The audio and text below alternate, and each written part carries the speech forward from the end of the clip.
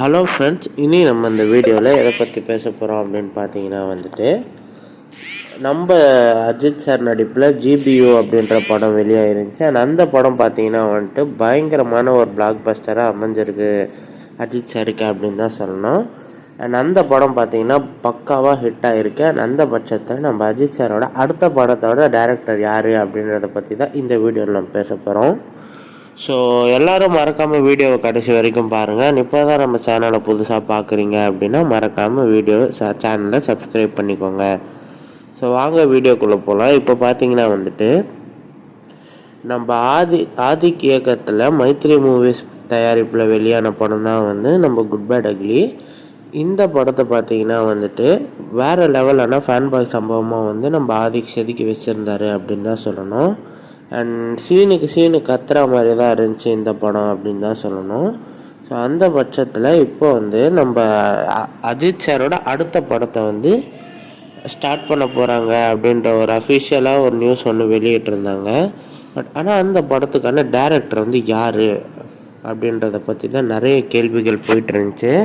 So இப்போ நிறைய பேர் தனுஷ் சாராக இருக்கலாம் அப்படின்னு சொன்னாங்க. பட் தனுஷ் சார் பார்த்தீங்கன்னா அவருடைய அடுத்தடுத்த படங்களான கால் ஷீட்டில் பயங்கர பிஸியாக இருக்கார்.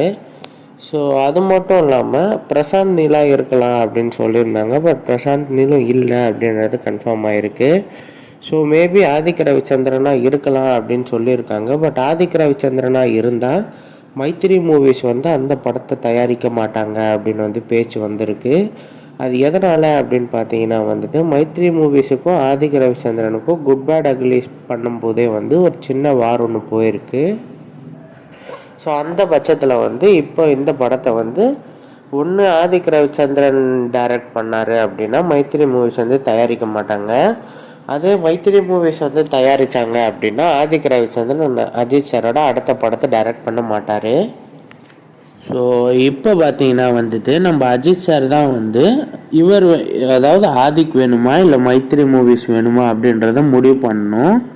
ஸோ மேபி ஒரு வேளை நம்ம அஜித் சார் மைத்ரி மூவிஸ் தான் வேணும் அப்படின்னு முடிவு பண்ணிட்டாருன்னா ஆதிக் ரவிச்சந்திரன் அடுத்த படத்தை இயக்க மாட்டார். ஒரு வேளை நம்ம அஜித் சார் ஆதிக் தான் வேணும் அப்படின்னு முடிவு பண்ணிட்டாருன்னா மைத்ரி மூவிஸ் இந்த படத்தை ப்ரொடியூஸ் பண்ண மாட்டாங்க. ஸோ இதில் நீங்களாக இருந்தால் எதை சூஸ் பண்ணியிருப்பீங்க அப்படின்றத பற்றி கமெண்ட்ஸில் சொல்லுங்கள்.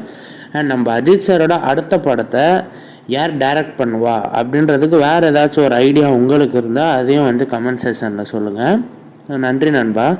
இது மாதிரி நிறைய வீடியோஸ் பார்க்கணும் அப்படின்னா மறக்காமல் சேனலை சப்ஸ்கிரைப் பண்ணிக்கோங்க.